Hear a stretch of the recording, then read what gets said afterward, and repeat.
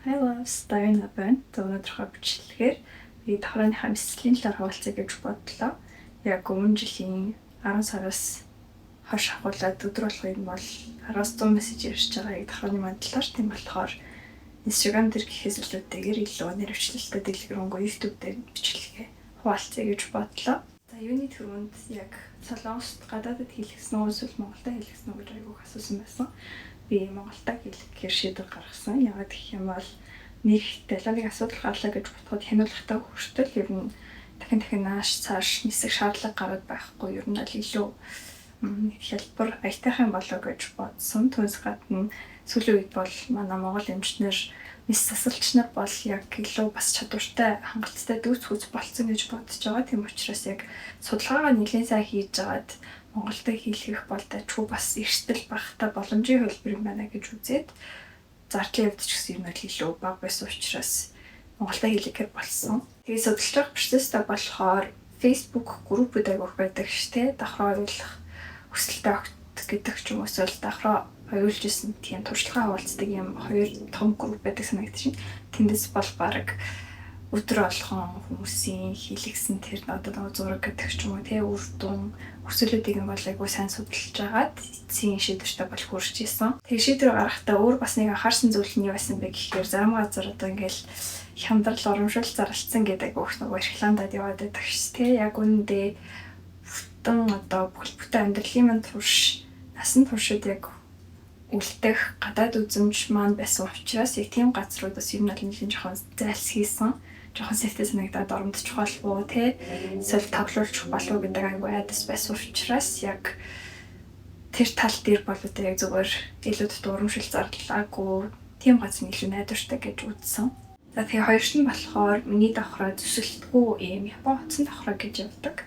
Би яг үзэлттэй бичлэгийг харсан чи ялцчихгүй айгүй айгаад ер нь за зүсэлтийг хэлгэж болохгүй байх гэж амартай бодоод тэгээд илүү эрсдэл багтай арай одоо эдгэрэлт нь хүртэл тий хаван гэдэг ч юм уу тэр хөвгөлт нь илүү харьцангуй давгүй байсан учраас яг утсан давхраа хийлхий гэж шийдсэн.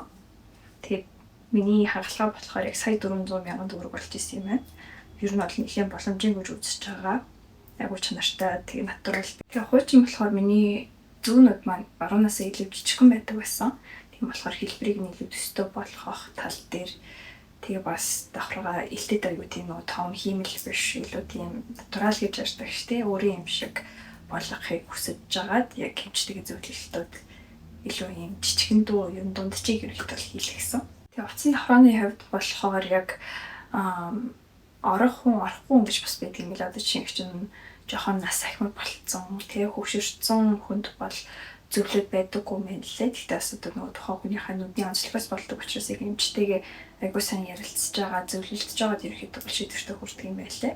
За тэгээд яг хагалгааны процедур гэх юм бол ер нь бол 30 минутанд болоод дуусчихсан. Яг зөвлөлдөж би яг тухайн өдөртөө шууд ормоор байсан учраас шууд ерөөхдөө бол хамгийн сүүлийн хагалгаанд нь орж исэн. Тэгээд бэлтгэл ажлын үед болохоор элиний BC вирусын тийм шинжилгээ авч исэн.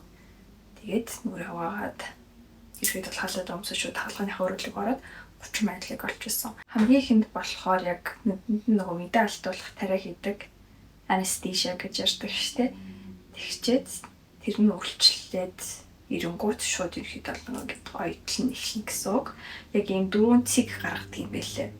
Тэгээд 4 цэг гаргаж байгаа тэр хэсгээр ихэд бол ингээд оёдлоо оруулаад гаргаад явчихдаг гэсэн үг. Тэгэхээр ерөөсөө нөгөө арсыг ингэж бүхнээр ингэж зүсээд байхгүй, өөх аваад ах юм байхгүй гэдэг ч юм уу. Шууд ихэд бол яг тэр 4 цэг дээр нь юм жижигхэн домгорууд л хүсэж исэн. Тэгтээ хагалгааныхаа дундуур бас сэрүүн байдаг. Тэгээд эн чинь үдээ дэш болохоор доош болохоор гэдэг ч юм уу нэгээр хагаар гэдэг бас нөгөө зааварчилгаагүй. Тэгээд ойд авдаг. Тэгтээ яг нөгөө мэдээ алдуулсан учраас өвдөхгүй. Тэгтээ жоохон айгуу санагдаж магадгүй баг. Тэгээд яг нөгөө мэдээ алдуулах тариагаа хийхэд нэхэнд нь яг үгүйсээ нөгөө давхрал нь хийж авах учраас час гэж жоохон өвддөг. Түнс биш яг хагалгаа ойж байгаа үед бол ерөөсөө өвдөггүй. Тэг сүүлдээ бол бас жоохон нөгөө мэдээ алдуулалт нь жоохон гарах гэж эхлээд бас жоохон эвгүүдөө зовёртой болж гисэн хүнс биш. Яг ерөнхий үндсэн хагалгаа нь бол ер нь нэлээд давчгүй юу ч мэдрэхгүй явж исэн. За тэгээ хагалгаанаас гарч ирээд бол ер нь нэлээд өвдөж эхэлсэн. Угсаа чинь нүдий чи ояа хийж байгаа учраас мэдээж өвдөн. Чи тийм хувцас ойж байгаа штэ. Тэгээд айгүй өнцөг байсан. Тэгтээ гэртээ харьчаад эвгүй угаад гэсэн ер нь их нөлөөлөхгүй байжгаад арай гэж дуг хийсэн чинь 2 цаг бараг дуг хийсэн баха. Тэгсэн чинь өөр сэрсэн чинь айгүй аштайхан болцсон байсан. Тийм болохоор хаалганы өдөр ер нь дуг хийгээрэй гэж зөвлөе. Тэгээд яг зүсэлттэй давхраг бодох юм бол зүсэлттэй давхраг гэсэн хүмүүс чинь бүр айхтар хүүхнээс цолцсон тэгээд цус нуурсаад гэдэг ч юм уу бүр айхтар байдаг штэ. Тэрний хувьд бол бүр айгүй аштайхан байсан гэж би хувьдаа бодож байгаа. Яг юм жижигэн 4 цэгт нь яг ойсын хэсэгт нь бол юм жижигэн цэг шиг домгор болчдөг. Бусдаар бол юм гайгүй яг тэгээд тэр зэгтэй ингэ жоохон цус ингэ хуурчдаг. Бусдаар бол юм гайгүй байсан. Тэгээд 5-гийн үед гэх юм бол юм бас айгүй гайгүй байсан.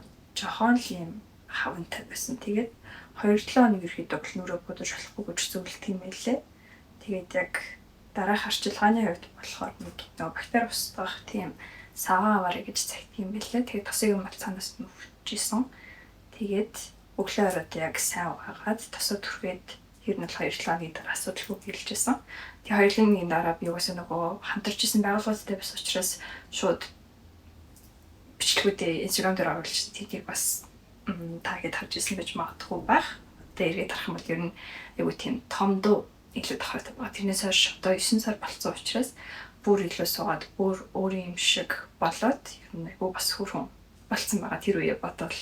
Тэгээ 2-7 хоногтой бас нөгөө нарсал ихнээс хамгаалаарай гэж цагт юм билээ. Тийм болохоор яг нөгөө гарахтаа гэдэг ч юм уу шил зөөх за тэгээд нөгөө дэглэх зудаан ширтэхгүй байх гэдэг ч юм уу тий ном хүртэл удаан уншихгүй байхыг ер нь зөвлөлт юм байлээ. Гэхдээ би оцоо үзье.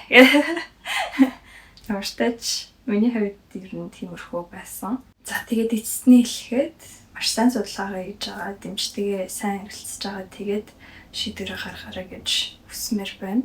Би ч гэсэн өөрөө маш олон жил бодож байгаад тэгээд айж бизнесээ болоод юм хаашиллаад яваад байдаг байсан. Тийм бол шийдвэр өгөх байгаагүй. Тэг үр дүндээ бол нэлийн сэтгэл хангалуун байгаад тэгээд юм бичлэгтэй бас тодорхой хэмжээнд чухал хэрэгцээтэй мэдээлэл хүргэсэн хуваалцсан байх гэж найдаа. Тэгээд одоо их хавчлал явуулъя. Bye loves.